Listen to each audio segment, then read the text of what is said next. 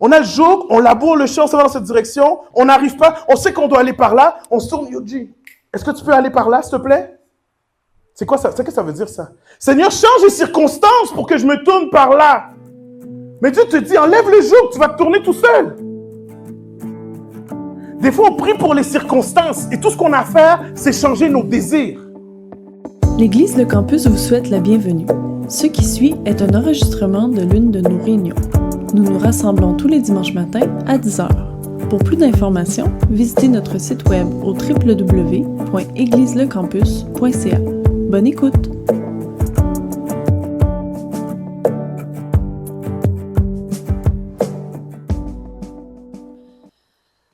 Ce matin, juste pour vous situer, on est dans cette série où on parle du cœur d'orphelin, mais je fais comme une pause pour revenir à la base. Parce que des fois, quand ça fait longtemps qu'on fait une série, on oublie pourquoi on l'a fait. Surtout une série qui dure plus qu'un mois.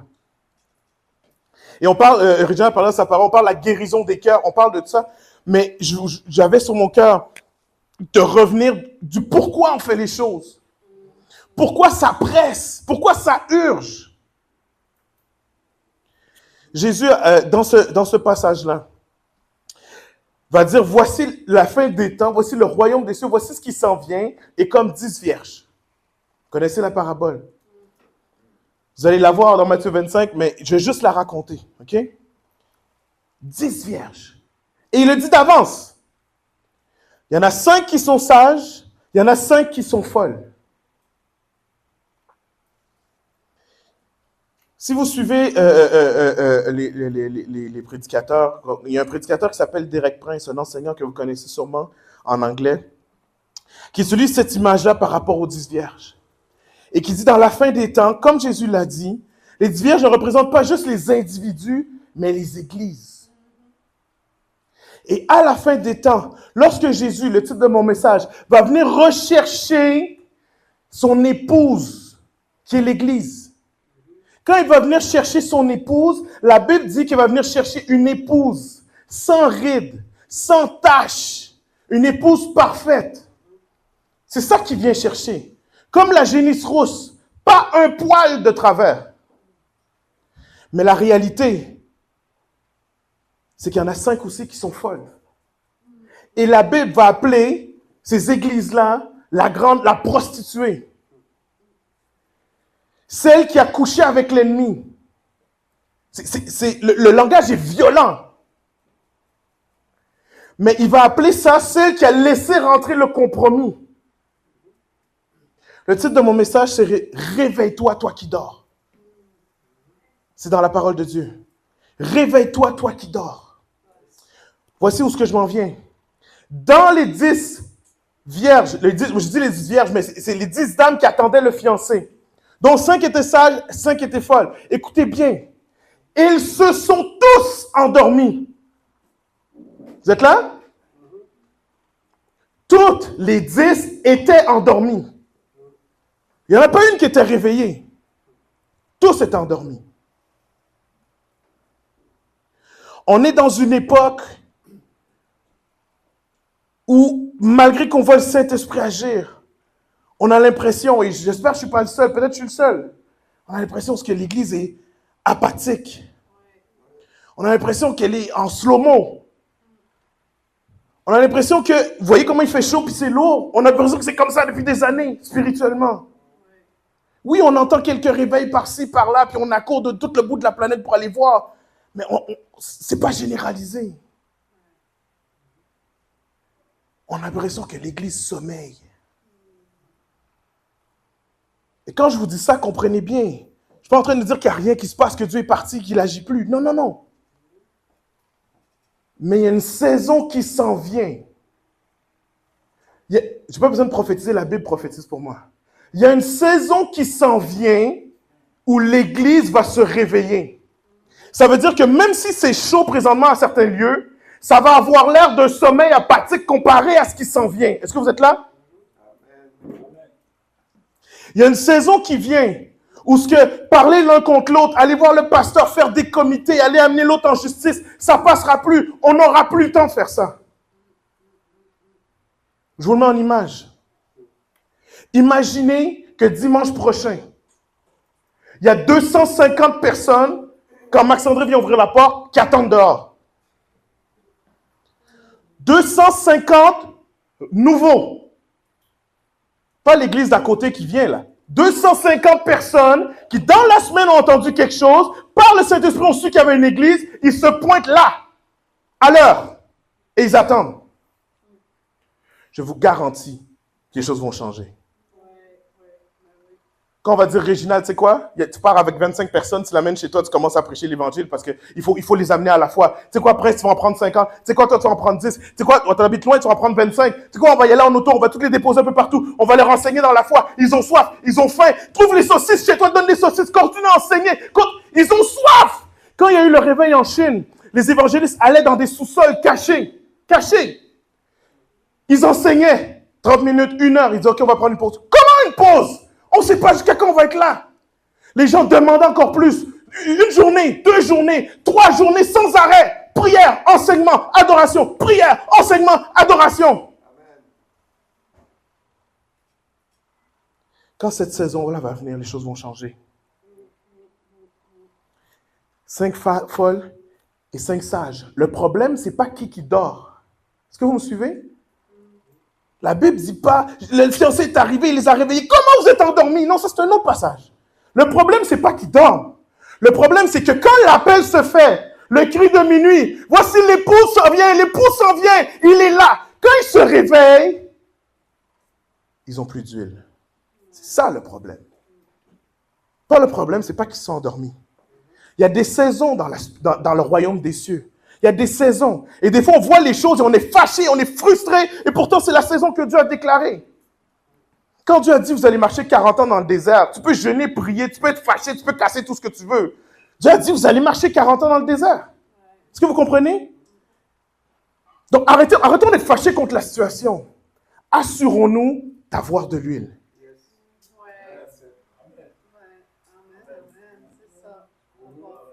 Arrêtons d'écrire des notes, d'écrire des emails, d'écrire au comité, de parler, et bon, pas au campus, mais disons ailleurs, de parler à plein de monde, d'être frustré toute la journée. Arrêtons. Ta job, c'est d'avoir de l'huile. That's it, that's all. Quand le cri de minuit va se faire, écoutez-moi bien, Élie, c'est pas dans mes notes, mais Élie était là découragé. Parce qu'il pensait qu'il était le seul. 400 prophètes ont été mis à mort, mais on lui a envoyé une lettre de « c'est toi que je viens chercher maintenant ». Il est découragé. Il est sous un esprit de domination. Il ne sait plus quoi faire. Et Dieu va lui dire quoi? Je vais t'amener combien? 1, 2, 4, 5, 6 000, 7. Qui dit mieux?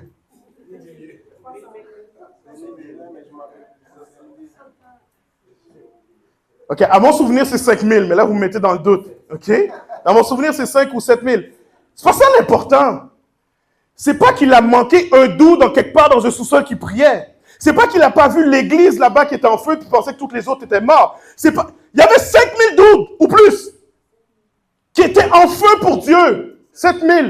7 000, écoutez bien, qui n'avaient pas plié le genou devant Baal. Vous étiez où quand j'ai fait descendre le feu? Vous étiez où? Vous étiez où? C'est pas ça l'important s'ils dormaient ou pas. C'est que quand Dieu les appelle, ils sont prêts. L'important, c'est pas quand. C'est est-ce que tu es capable de tenir sans plier le genou devant la société, devant les courants, jusqu'à temps que Dieu t'appelle. C'est ça l'affaire. As-tu de l'huile dans ta lampe? As-tu de l'huile dans ta lampe? C'est ça la question.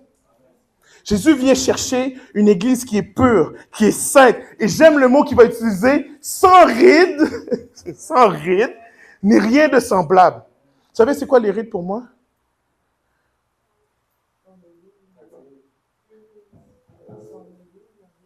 C'est un signe de fatigue.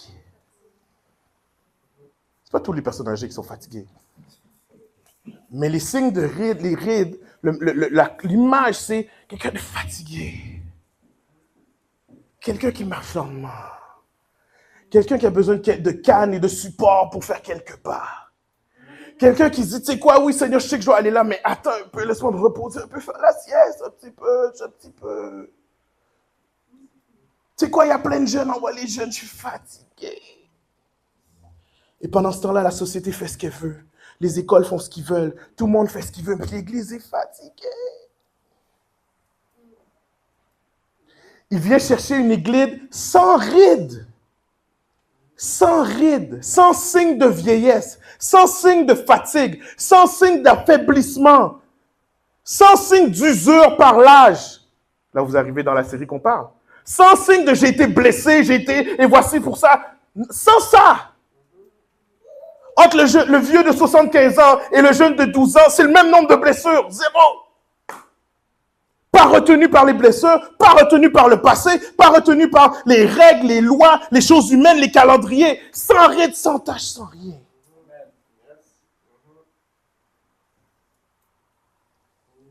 Ma fille Emma, qui a 5 ans, me fait beaucoup rire. Parce qu'elle a 5 ans et elle aime beaucoup servir. Elle aime beaucoup faire des tâches pour nous. Elle aime aider.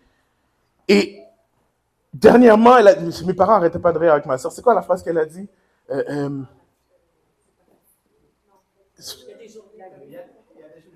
y a des journées difficiles. Petite fille, elle s'assoit. Oh, il y a des journées difficiles. Et des fois, je dis, Emma, peux-tu m'amener un chiffon? Papa, je suis fatigué. Pourquoi est-ce que vous riez? Si moi, je vous dis, il y a des journées difficiles, est-ce que vous allez rire? On va prier, on va intercéder. Pourquoi? Je suis vieux. Je prends moi comme exemple, j'en prends pas d'autres. Mais ma fille de 5 ans, on dit, t'as aucune ride, t'as pas de signe de vieillesse, t'as pas de fatigue, t'as pas de blessure, t'as pas rien vécu. Comment t'es fatigué? Impossible! Tu cours 3 fois le jardin, puis si je te dis de courir encore, tu vas courir encore, il n'y a pas de problème. Après le parc, c'est le bain. Après le bain, c'est un autre parc. Après le parc, c'est on joue dans l'eau. Après le jour, on va à la piscine. Jamais fatigué. C'est ça que Jésus vient chercher. Parce que quand je dis à ma enfant, va chercher quelque chose, la seule chose qui peut l'arrêter, c'est un manque de connaissance. Mais pas un manque d'énergie. Pas un manque de volonté. Pas un manque de force. Maintenant, il y a des choses qu'elle ne peut pas faire. Et Dieu ne nous demande pas ça. Mais il ne s'attend pas à ce qu'il nous demande quelque chose, puis on dit, je ne peux pas, je suis fatigué, tu sais quoi, je dois travailler, je dois ramasser de l'argent. C'est pas ça. C'est pas ton niveau d'expérience ou de maturité en Dieu. Il n'y a aucun problème avec ça. Au contraire, il va te donner des choses qui vont t'amener là. Mais si tu réponds, je suis fatigué, ça ne marche pas. Ouais, mais si tu savais le pasteur, ouais, mais si tu savais le leader, ouais, mais si tu savais, j'ai pas de parole, donne-moi une parole, j'ai pas de parole. Et Dieu te parle tous les jours, j'ai pas de parole, j'ai pas de parole. C'est ça qu'il ne faut pas. Ça veut dire que tu n'as plus d'huile. Et que la lumière s'éteint. Est-ce que vous êtes avec moi? Il y a des signes que dans une église mature comme la nôtre, je n'ai même pas besoin de dire, mais qui montrent qu'on n'a plus d'huile.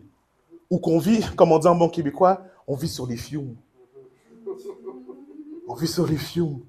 Je me rappelle un jour, le drummer qui devait jouer à mon ancienne église, église de 300 personnes, ne s'est pas pointé le dimanche matin. Et moi, on m'appelle, je suis dans ma maison, puis on me dit, appartement dans ce temps-là, on dit, il faut que tu viennes maintenant. Et en homme que je suis, je descends dans l'auto, la veille, je n'ai pas été faire le plein. Alors la barre n'est pas sur le E, pas sur la barre du E, mais 2-3 pouces en dessous de la barre du E. Vous savez, moi je connaissais la distance. Mais même cette distance-là, je vais vous montrer le truc, mais faites pas ça, ok? Quand tu mets ton moteur à off, la barre, ça cote plus bas que le E, right? Ça, c'est la distance maximum de pas d'essence. Le E, c'est déjà, il y a encore un jeu, ok? Faites pas ça chez vous. Mais moi, je connaissais la distance et j'avais pas fait le plein.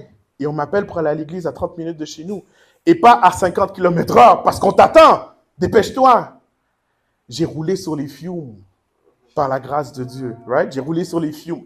Je vous parle pas d'appeler les miracles comme ça, ok? Mais j'ai roulé sur les fumes. Il y a des fois, on n'a tellement pas d'huile, on roule sur les fumes. On dit, oui, Seigneur, je vais le faire, mais pas plus. Je ne serai pas capable. J'ai l'impression qu'il ne me reste que des fions. J'ai l'impression qu'il ne me reste que des vapeurs d'huile. Maintenant, pourquoi je dis que ça va être court, c'est que ma prédication, ce n'est pas comment reconnaître qu'on est sur les fions, ou comment reconnaître qu'on manque d'huile, ou comment reconnaître qu'on est une des vierges folles et non pas une des vierges sales. Ce n'est pas ça, parce que vous êtes assez mature pour voir votre situation et la connaître. Je ne suis pas dans un cours de nouveau, vous le savez. Maintenant, ma question, c'est comment ça qu'on est dans cet état-là? Comment ça? Quoi faire? Qu'est-ce qu'on fait? Moi, c'était ça ma question à Dieu. S'il y a des églises qui, au cru de minuit, on va les appeler, voici le temps. Et c'est là qu'ils vont chercher le YouTube pour voir c'est quoi la présence de Dieu, c'est quoi le salut. Quand les nouveaux vont rentrer, on va dire, OK, on commence par quelle étape, on commence par quoi? Jésus, il faudrait commencer par Jésus. Si on n'est pas prêt au cru de minuit, c'est quoi qui nous retient? C'est quoi qui nous bloque? C'est quoi qui a pris plus d'importance que ça? C'est quoi qui fait qu'on ne réalise pas les temps dans lesquels... C'est quoi? Excusez-moi. Tu peux-tu m'en apporter une température pièce, Derby, s'il te plaît? Parce que, pourquoi je dis ça? Pourquoi je demande ça? C'est que,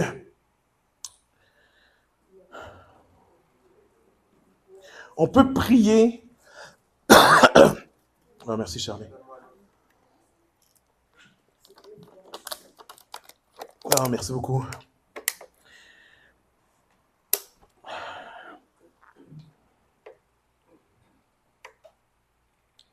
On peut prier pour avoir de l'énergie. On peut prier pour avancer plus, pour recevoir plus. On peut prier, intercéder, c'est vrai. Mais s'il y a quelque chose qui te bloque,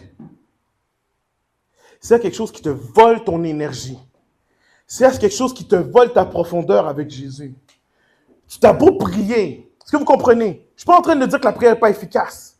Mais tu as beau prier, à la fin de la journée, tu vas être au même point. Est-ce que vous me suivez?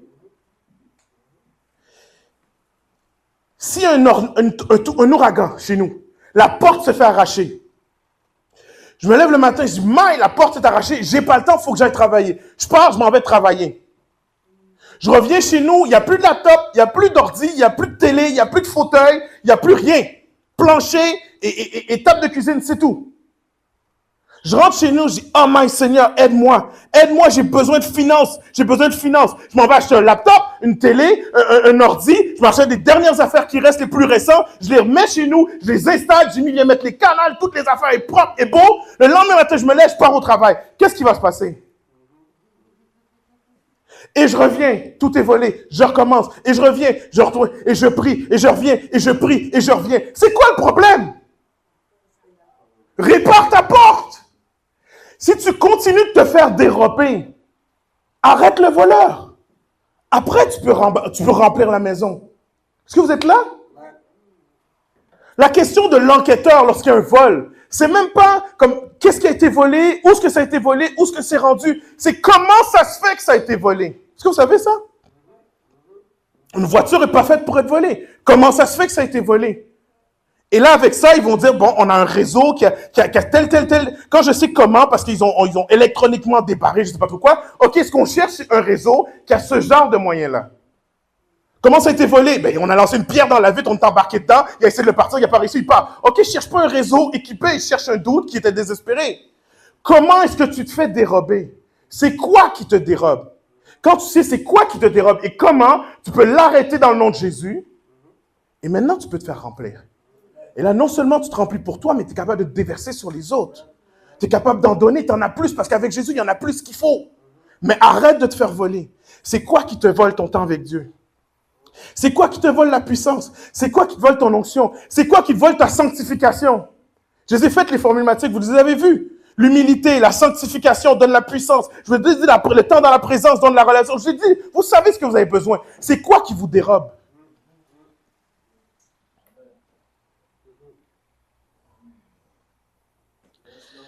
Paul va parler à Timothée. Imaginez Paul, Timothée, c'est comme son enfant.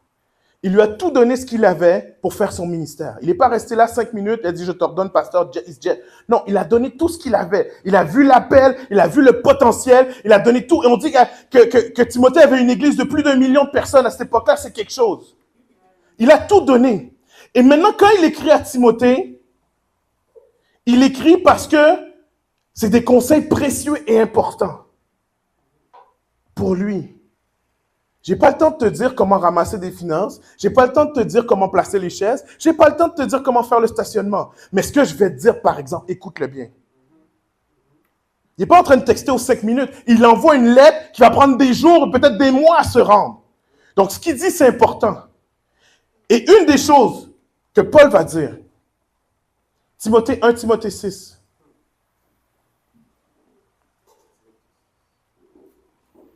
« 1 Timothée 6.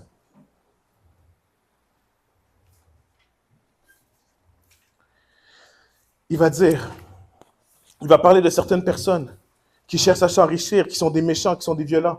Et il va dire au verset 6, « La piété est pourtant une grande source de profit que quand on se contente de ce que l'on a. » Ce que Régent a dit tantôt. En effet, on n'a rien apporté dans ce monde. C'est évident qu'on ne peut rien en apporter. Quand on va mourir, on part avec rien. Si donc on a de la nourriture, des vêtements, ça suffit. Contentement. Quant à ceux qui veulent s'enrichir, ils tombent dans la tentation, dans un piège et dans une foule de désirs. C'est pas moi qui le dis, c'est Paul. Stupide et nuisible, qui plongent les hommes dans la ruine et provoquent leur perte. Est-ce que vous me suivez?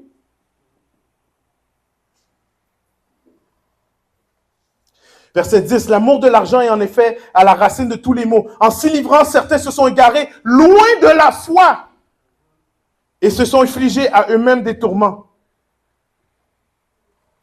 Je vais sauter 2 slides juste pour que vous voyez. Verset 11, ça veut dire, quant à toi, homme de Dieu, fuis ces choses, recherche la justice, la piété, la foi, l'amour, la persévérance, la douceur, combat le bon combat. C'est à ça que tu as été appelé. Et il va finir au verset 13 en disant, devant Dieu qui donne la vie, toute chose, et devant Jésus-Christ qui a rendu témoignage par sa belle déclaration face à Pontius Pilate. Vous savez qu'est-ce qu'il vient de dire, cette phrase-là? Il est en train de dire, au nom de Jésus, je t'ordonne de garder le commandement que tu as reçu. Peut-être la phrase a l'air longue, là. Mais ce qu'il est en train de dire, c'est au nom de Jésus, garde le commandement que tu as reçu. C'est grave à ce point-là. Il n'y a pas personne ici qui va dire au nom de Jésus juste comme ça. Personne. Paul trouve ça tellement important qu'il dit, comme Jésus a été jusqu'au bout, toi aussi, garde le commandement que tu as reçu. Cherche la justice, la piété, l'amour. Sur toutes, d'après moi, les centaines de choses que l'Éternel Saint-Esprit Dieu vivant aurait pu me donner comme raison de choses qui nous serrent, qui nous vident, qui nous épuisent, c'est là-dessus, c'est ça qui est venu à mon cœur.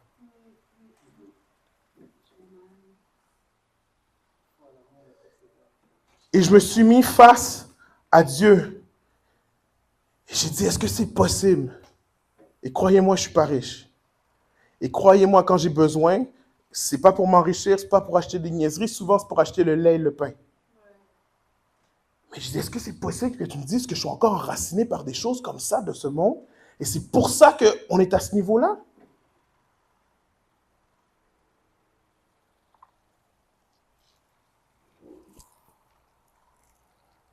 Paul dit au début du texte, si on a le manger et des vêtements, ça nous suffit. Je vous le prêche là, c'est une notion de contentement que je n'ai pas.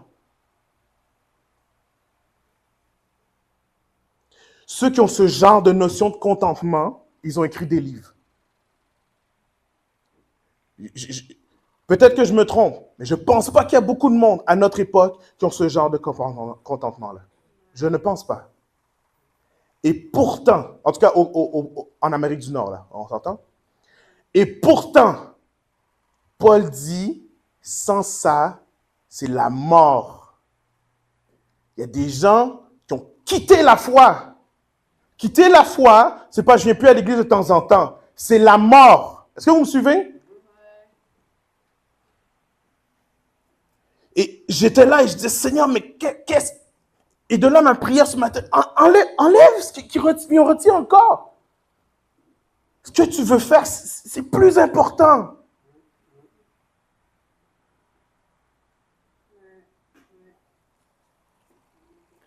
Corinthiens va nous dire, ne te mets pas sous un joug étranger. Je parlais avec une de mes amies dernièrement, on était en souper, puis on parle toujours des choses de Dieu, et elle parlait de comment on marche, et des fois on a sur nous comme un manteau spirituel. Des appels que les gens nous ont donnés, des professions, des choses dans ta lignée, que ça soit tu vas devenir prêtre de ci, prêtre de ça, tu vas devenir responsable. Tu as des manteaux qu'on t'a posés spirituellement. Et elle me disait que des fois, même les gens nous voient et ils répondent à ça, et non pas à qui tu es vraiment, mais à ce qu'il y a sur toi. Ça fait du sens. Si quelqu'un porte un habit de policier, qu'il soit bon, noir, jaune, vert, violet, qu'il soit malade, en forme, qu'il soit jeune ou vieux, tu réponds à l'uniforme. Right? Maintenant, moi, en tant que bon pasteur, je dis, ouais, mais attends, quand on donne sa vie à Dieu, Dieu nous donne une robe blanche, et c'est fini toutes les affaires qu'on portait, patati, patata.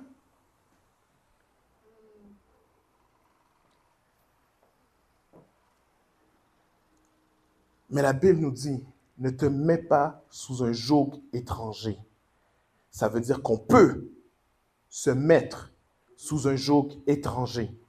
C'est donc possible pour des personnes sauvées, baptisées dans l'eau, baptisées du Saint-Esprit, baptême de feu, baptême d'huile, baptême de tout ce que tu veux, qui se met sous un joug étranger. La parole dit que c'est possible.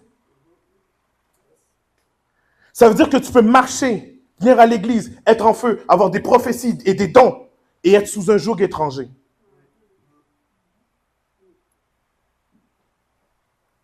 Pourquoi? Parce que je suis pas en train de... Le joug, quand il dit ici, il va dire, il parle à des chrétiens. Et ce qu'il va dire, c'est, tu marches, mais tu fais des efforts. Vous savez, c'est quoi un joug? Parce que des fois, on parle vite, puis je n'explique pas tous les mots. Le joug, là, c'est ce qu'on mettait, c'est une grosse pièce de bois lourde qu'on mettait sur les bœufs ou peu importe quel animal de charrue pour labourer la terre. OK? On prenait une grosse pièce de bois, on le mettait sur ses épaules, et c'est comme ça qu'on les dirigeait pour faire des lignes droites. Et les autres, ils tiraient, peu importe l'outil que tu avais à tirer, que ce soit pour faire des sillons, que ce soit pour moudre la terre, que ce soit pour la retourner, ils tiraient ça. Et ils avaient imaginez 2 taureaux là, avec un poids sur leurs épaules.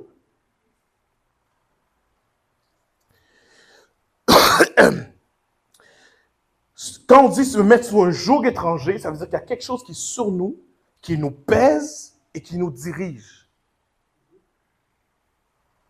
Le bœuf peut penser ce qu'il veut dans sa tête. Est-ce que vous comprenez? Il peut être en intercession tout le long, mais il y a un poids sur lui. Ça veut dire que tu peux être en connexion avec Dieu, chercher la face de Dieu, mais tu n'es pas débarrassé du poids qui est sur toi. Et ces pensées-là, ces choses-là qui te dirigent, te fait courir après dans une direction. Et la parole de Dieu dit que cette direction-là, c'est des choses stupides qui vont t'amener à ta perte. Je dois absolument avoir ma maison. Comprenez que vous êtes mature, vous savez que je ne suis pas en train de dire que c'est mauvais. Je suis en train de te dire que si ces choses-là, c'est un joug étranger, là, c'est mauvais. Est-ce que vous me suivez? Guys, c'est Dieu qui m'a donné ma maison. Fait que je ne suis pas en train de dire que la maison est un problème. Maintenant, si à cause de tes standards, à cause de ce que les gens vont dire, ce que les gens vont penser, tu as été chercher quelque chose de plus gros que toi, et là, tu commences à la meubler en espérant que le voisin va venir visiter, on ne sait jamais. Tu achètes un meuble, ça parce que c'est utile. C'est parce que quand on voit ça, on dit « Oh, papa, papa! »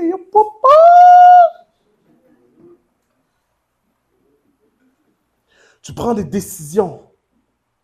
Tu prends des décisions à cause de ton passé. Quand j'étais jeune, j'ai manqué. Je ne manquerai plus jamais. Check-moi bien. Je ne manquerai plus jamais. Tu brises ces relations parce qu'on t'a abandonné. Alors, tu es déjà, à chaque fois que tu rentres en relation, pré-abandonné. Pré-abandonné. Ça veut dire que tu t'attends à ce qu'on t'abandonne. Et tu gères ta relation comme ça. Tu as un joug étranger. Maintenant, il va dire dans Corinthiens, le prochain verset, il va dire, il n'y a pas de lien entre la lumière et les ténèbres. Ok, parfait, Paul. Quelle est la situation? Il va dire, sortez du milieu d'eux. Sortez! Séparez-vous! Touchez pas à ce qui est impur. Et je vous accueillerai.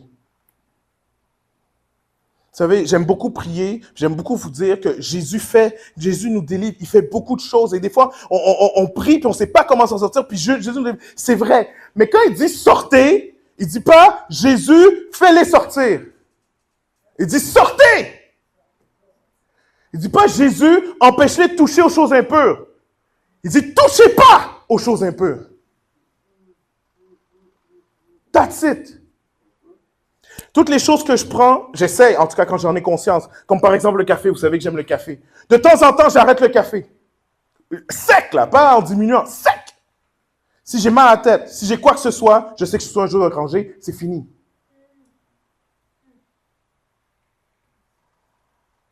Quand j'ai pas mal à la tête, j'en prends un autre. Mais je fais des tests pour être sûr que je ne suis pas sur un joug étranger. Est-ce que vous comprenez ce que je veux dire? Il y a des fois, je marche dans la vie, puis il y a quelque chose qui vient, ça m'affecte. Je dis, comment ça m'affecte? Et quand je me rends compte que la parole qu'on m'a dit, ou que les choses qu'on m'a faites, ou la chose que j'ai perdue m'affecte, puis là, je me dis, mais tout d'un coup, je viens de réaliser que c'est lourd sur mes épaules. Mais en tant que personne qui est forte, et c'est pas juste les hommes, les femmes aussi, en tant que personne qui est forte, j'ai dit, je suis capable. Et j'ai continué comme ça. Quand quelque chose vous touche, vous blesse, vous affecte, c'est un signal d'alarme pour dire, tu sais quoi, il y a quelque chose qui ne va pas. Il faut que je me débarrasse d'un joug. Mais notre tendance à dire, c'est quoi? Je suis fort, je vais continuer. Et un bœuf, c'est très fort. Il va labourer tout le champ. Mais Dieu dit, tu n'es pas obligé d'avoir ce joug-là. Si tu veux décider de retenir, vas-y, mais tu n'es pas obligé. Sors de là. Et après, quand ça dit sors de là, ça veut dire, et je vous accueillerai. Lorsque Paul est venu chercher Timothée, il a pris le joug, il a fait un autel, il l'a brûlé et il est parti. Le gars-là était prophétique, il ne savait même pas. Il a dit, ce que j'ai là, je ne peux pas suivre avec ça. Parce que des fois, c'est ça qu'on fait. On a le joug, on laboure le champ, on s'en va dans cette direction, on n'arrive pas, on sait qu'on doit aller par là, on se tourne, Yoji. Est-ce que tu peux aller par là, s'il te plaît? C'est quoi ça? C'est que ça veut dire ça? Seigneur, change les circonstances pour que je me tourne par là. Mais Dieu te dit, enlève le joug, tu vas te tourner tout seul. Des fois, on prie pour les circonstances et tout ce qu'on a à faire, c'est changer nos désirs. Parce que ce que tu cherches, tu n'arrives pas à l'atteindre. Tu n'arrives pas à l'atteindre. Puis tu continues tête baissée à courir, à courir. Quand est-ce que tu vas retirer le joug? Quand? Et comprenez que chaque parole que je suis en train de vous dire, je me l'ai dit toute la semaine.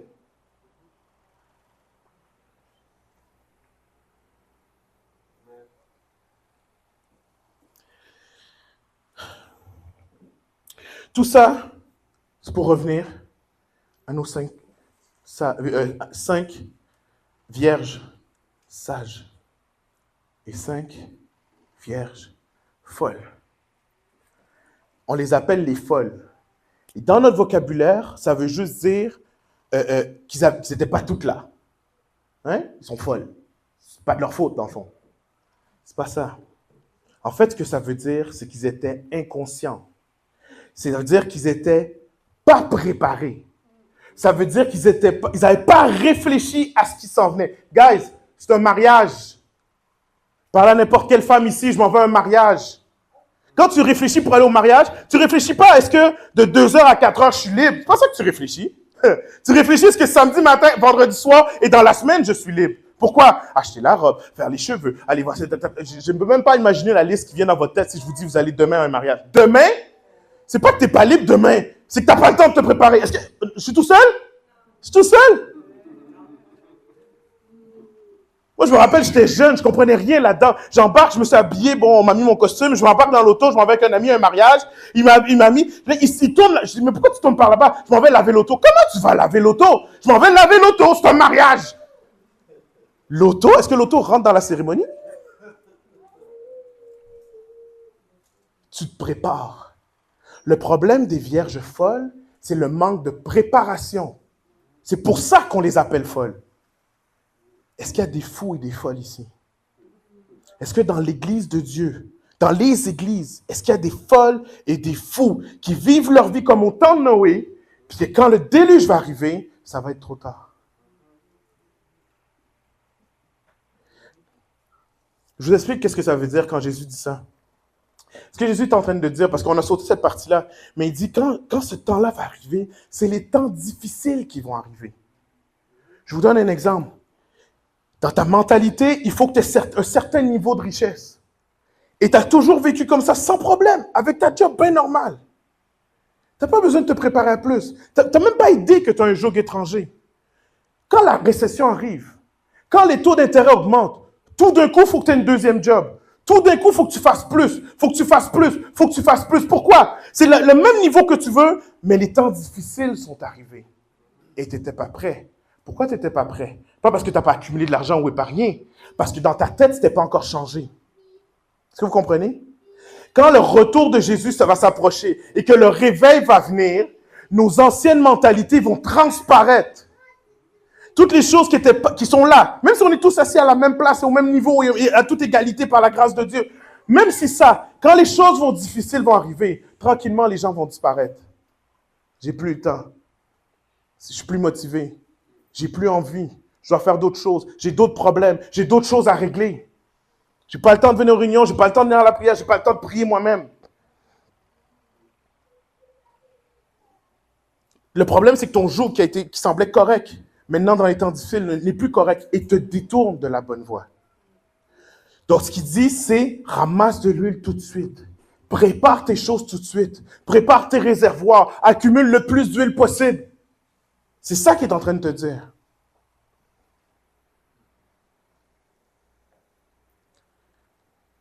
Éphésiens 5. Je ne sais pas si je l'ai mis sur la diapo, mais Éphésiens 5, le verset dans lequel j'ai dit, le titre de mon message qui est « Réveille-toi, toi qui dors ». On finit là-dessus, c'est le dernier verset qu'on lit. « Réveille-toi, toi qui dors ». Éphésiens 5, à partir du verset 10, ça veut dire « Examinez ce qui est agréable au Seigneur ». Notre job, c'est d'examiner ce qui est agréable à Dieu. De ne pas prendre part aux œuvres du ténèbre, mais de les condamner. Parce que c'est honteux ce qu'ils font en secret. Tout ce qui est condamné est manifesté par la lumière, car tout ce qui est manifesté est lumière. C'est pour cela qu'il dit, réveille-toi, toi qui dors. Réveille-toi d'entre les morts, et Christ t'éclairera.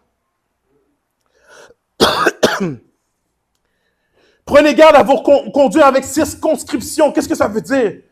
À vous conduire dans une vie simple. À être content de ce que vous avez. Contentement. Et ça va dire, non comme les insensés, mais comme les sages, comme les vierges sages, comme les sages. Et ça va dire, j'aime beaucoup cette phrase-là, rachetez le temps. Rachetez le temps. Rachetez le temps. On dit que quand les pasteurs partent en vacances, ils ne se reposent pas, ils se ressourcent. Pendant que j'étais dans... Ça a pris 3 semaines, mais ça se peut être juste 2 semaines. Mais pendant que j'étais dans ces temps-là, et quand tu t'arrêtes, le Saint-Esprit te parle. Et il me parlait de plein de choses. Il me parlait de réunions de prière. Il me parlait de rassemblements dans les maisons. Il me parlait de prière ici 1 fois par mois, des réunions en live. Il me parlait de prière en Zoom. Il me parlait de plein d'affaires. Je n'ai pas encore été dans l'évangélisation, tout ça. Il me parlait de plein d'affaires. Et ma peur, ma crainte, ou mes réflexions humaines, quand je sortais de la salle de la présence de Dieu, c'est pas, mais comment on va trouver les fonds? C'est pas, mais comment on va trouver le temps? C'est pas ça.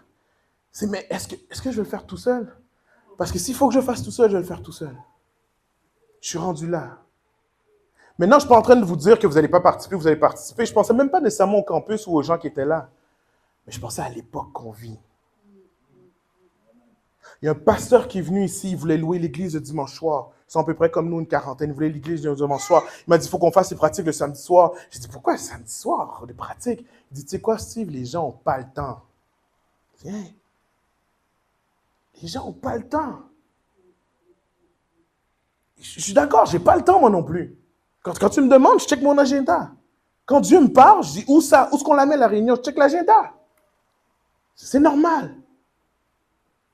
Mais la parole de Dieu est en train de nous dire, rachète le temps. Rétablis tes priorités. Et je demandais pardon à Dieu. Ma femme me parlait, oh, il y a telle personne qui fait de l'évangélisation dans le centre-ville de Montréal. Est-ce qu'on peut y aller? C'est quand? C'est quand? C'est fini les séquences. C'est go! Où? Montréal? On y va. On y va!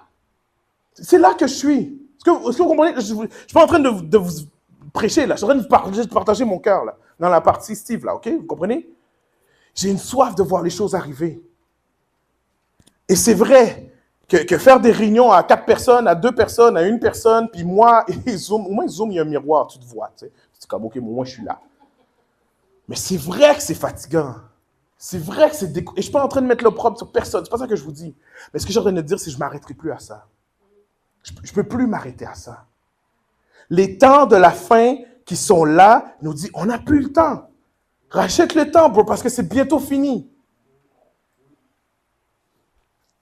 Laissez-moi mettre une image 2024 pour que vous compreniez. Achète ta maison tout de suite. Ouais, mais c'est difficile. Mais demain, ça va être pire. Là, vous comprenez maintenant. Vous comprenez?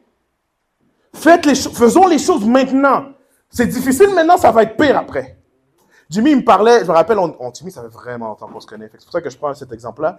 Mais Jimmy, dans le temps, était encore, j'ai pas connu pas marié, mais il était marié, il avait une femme.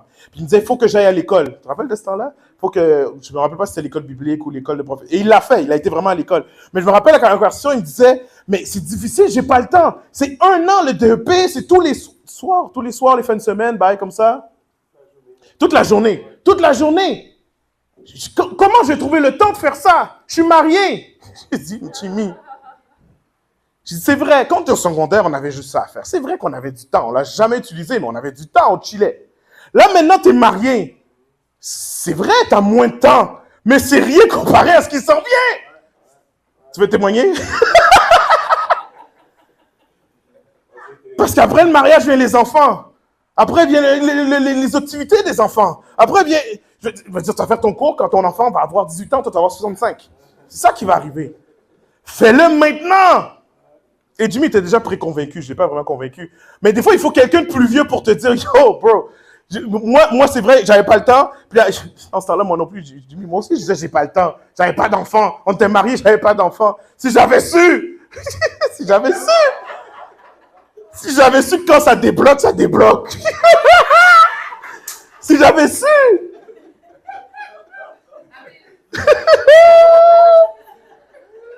Non, il y a des gens qui sont smart, ils attendent 7 ans. Moi, j'ai attendu 7 mois. Bon, ok, revenons. Rachetons le temps. Est-ce qu'on peut le faire tout de suite? Est-ce qu'on peut prier tout de suite? Est-ce qu'on peut racheter le temps qui nous reste et chercher la face de Dieu? C'est ça que je voulais faire. Mon cœur, c'est vraiment de dire, je vous disais ce matin, on est comme au bord d'un précipice. Mais en bas, c'est pas la mort, c'est la vie. C'est comme un abandon qu'on doit avoir pour se relâcher. Vous comprenez ce que je veux dire par le précipice? C'est comme un relâchement dans la présence de Dieu. C'est comme quand on t'attache une corde, on te dit, elle est élastique et solide, vas-y, saute. Je sais pas comment ils font, mais vas-y, saute. Moi, je veux dire, il faudra que tu me pousses parce que je ne sauterai pas avec un élastique à l'épied que tu as attaché en plus. Malheureusement. Mais je sentais que l'église, on était comme sur le bord du précipice. Et on tient les barreaux de toute notre force et on refuse de relâcher. Parce que c'est pas relâcher comme les petites affaires, puis les petits temps, puis les petits Facebook, puis relâcher le temps. Parce que si on pouvait, c'était aussi facile que ça, on l'aurait déjà fait. Est-ce que vous êtes là? On l'aurait fait. Ce qu'on tient là, c'est qu'on pense que ça tient notre vie. On le retient parce qu'on pense que c'est la vie ou la mort, pas parce que ça nous tente là. Parce qu'on pense que sans ça, soit moi je vais mourir, soit mes enfants vont mourir. Tout le reste qui est futilité, je le crois au campus, on l'a lâché. Je le crois personnellement. On a lâché. Avant, tu me disais, ouais, mais je ne suis pas capable de faire des jeûnes et prières. Maintenant, vous êtes capable de faire des jeûnes et prières. Vous êtes capable de lâcher votre profil, votre Facebook, le café. Il y en a qui me disent, je fais des jeûnes de temps de prière. OK, mais si là, tu mets 7 jours, ça veut dire que moi, ça fait 47 jours dans l'année parce que j'ai déjà fait... On est là, vous comprenez? Maintenant, ce qu'on doit relâcher, ça va être des sacrifices. Garanti. Vous connaissez ma vie pour la plupart. Dieu me demande de relâcher des choses. Je ne sais même pas. Régina me parlait la saison que je ne le vois même pas. Ce n'est pas possible. Mais je dis oui. Est-ce qu'on est prêt à dire oui, coûte que coûte? Coûte que coûte. Je vais dire quelque chose de grave. Je parlais de ça avec ma mère. Est-ce qu'on est prêt à même relâcher nos enfants? Pas les abandonner. Les relâcher. Et ça dit, et je vous accueillerai. Souvent, Jésus est là, viens. Il parle à nos enfants, viens. Puis c'est pas Satan qui nous retient, c'est nous. On ne veut pas qu'ils fassent les mêmes erreurs, on ne veut pas qu'ils fassent ci, on ne veut pas qu'ils vivent ça, on ne veut pas qu'ils souffrent, on ne veut pas qu'ils ci, on ne veut pas qu'ils ça. Et pourtant, Dieu dit, mais quand il va passer par là, tu n'as aucune idée qu'est-ce que je vais faire. À son âge, je veux qu'il passe par là. J'écoute tes familles, les parents du GU, des affaires comme ça, des enfants, je les vois, ils sont tous dans le ministère, toute la famille, mariés à 21 ans, en train de prophétiser à 16. Je dis, quoi? Ah, lui, il avait un appel, son frère aussi, sa sœur aussi, son frère aussi. Ils ont tous des appels dans votre famille. C'est quoi? C'est des parents qui ont appris à relâcher. Jeunes. Moi, si je relâche à 16 ans, tu commences à agir à 16. Comprenez ce que je suis en train de dire? Je ne suis pas en train de dire que n'agis pas dans vos enfants. Mais est-ce que ce qui a l'air le plus grave et le plus sacrificiel, est-ce qu'on est prêt à le faire? Est-ce qu'on est prêt à relâcher ce joug-là et dire, tu sais quoi? Occupe-toi-en, Dieu. J'ai assez de foi pour l'abandonner. C'est ça qui est dur. On sait même, pour de vrai, on ne sait même pas ce que ça veut dire abandonner dans certains domaines. On ne sait même pas. Mais c'est pas grave, je dis, mets-le là à l'autel et je t'accueillerai. Brûle-le à l'autel et je t'accueillerai.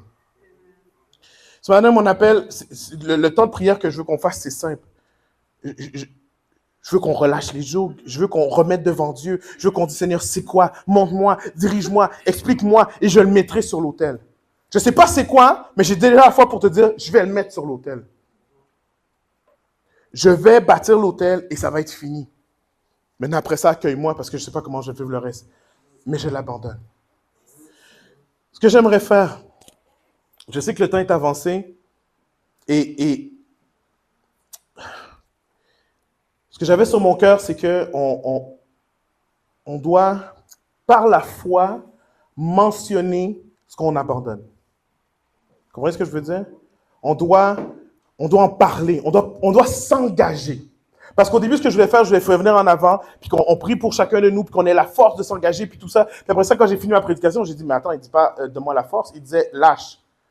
J'ai dit, on n'a pas prié pour avoir la force de lâcher, il faut juste lâcher. OK, qu'est-ce qu'on fait, Seigneur? Ce que j'aimerais qu'on fasse, c'est qu'on se mette, et pas des gros groupes, s'il vous plaît, parce qu'il ne reste pas beaucoup de temps, mais par 2, par 3, même des couples. S'il y a des couples, mettez-vous en couple. Il dit, la meilleure chose que vous pouvez faire, c'est de dire à quelqu'un, à votre conjoint, puis dire, tu sais quoi, ça, je veux le relâcher, puis qu'elle te réponde, tu sais quoi, je te l'avais dit depuis des années, il était temps que tu comprennes. Non, c'est pas vrai, il ne vous dira pas ça. Mais des fois, nos femmes voient des choses, puis on dit, c'est pas vrai, jusqu'à temps que Dieu nous le révèle, tu comprends? Mais si vous voulez vous mettre en couple, mettez-vous en couple. Si vous voulez mettre femme avec femme, homme avec homme, mettez-vous avec femme. Des petits groupes, 2, 3 personnes maximum. Pourquoi? Parce que je veux une intimité où ce qu'on peut s'engager, sans honte, sans peur. Et pourquoi je fais ça, c'est que en le disant, en prenant conscience, des fois les gens vont dire des choses, vont dire « Waouh, c'est comme ça que je suis aussi, je ne savais pas, je n'avais pas réalisé. » Pourquoi je fais des groupes comme ça quand je les fais? C'est parce qu'au campus, je pense qu'on est assez proche et assez intime pour se dire les vraies affaires. Du moment où je vais avoir un doute qu'on dit des choses en surface, là, puis en superficie. Tu sais quoi, je prie 30 minutes, j'aimerais ça prier 1 heure, puis c'est ça que je veux relâcher. Ces petites affaires-là, laissez faire. Ça ne sert à rien, faites des groupes pour rien. Comprenez ce que je veux dire? On a besoin d'aller dans le vrai. Est-ce qu'on peut juste aller dans le vrai tout seul, parce que comme ça, on n'a pas honte, ou on peut aller dans le vrai avec nos frères et sœurs, comme la Bible dit, confessez-vous les uns aux autres. Des fois, je vais dans des groupes, je suis content que ça soit quelqu'un qui me connaît, parce que je me dis, man, si je dis ça aux APDC, ils vont m'enlever mon pastoral. Mais je m'en fous. Je veux relâcher ça pour Dieu. Et je suis prêt à m'engager. Je m'excuse pour le mot, là, mais je suis prêt à m'engager. Je suis prêt à oser. Je suis prêt à ce que quelqu'un vienne m'achaler. J'ai arrêté de faire ça avec ma femme, parce qu'elle, c'est le lendemain qu'elle me dit, t'as-tu lâché? Mais tu avais dit que t'arrêtais ça. Elle est tout le temps là. Mais c'est correct. Je suis prêt à ça, parce que ça ne peut plus continuer comme c'est maintenant. Est-ce qu'il y en a qui ont envie de dire ça? Ça ne peut plus continuer comme ça? Est-ce que je suis tout seul? Non? Dites-le avec moi. Ça ne peut plus continuer comme ça. Amen.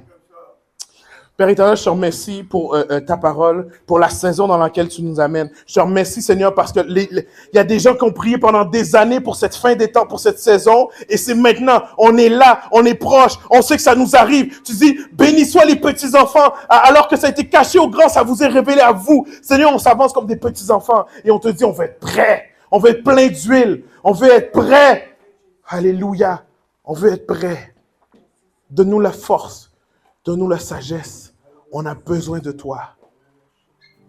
Dans le nom de Jésus. Amen. Nous sommes heureux d'avoir pu partager ce moment avec vous. Nous vous invitons à vous joindre à nous dimanche prochain pour vivre un temps de célébration et d'échange avec des gens comme vous. En attendant, nous vous invitons à aimer notre page Facebook, le Campus MTL, et à visiter notre site web au www.égliseLecampus.ca.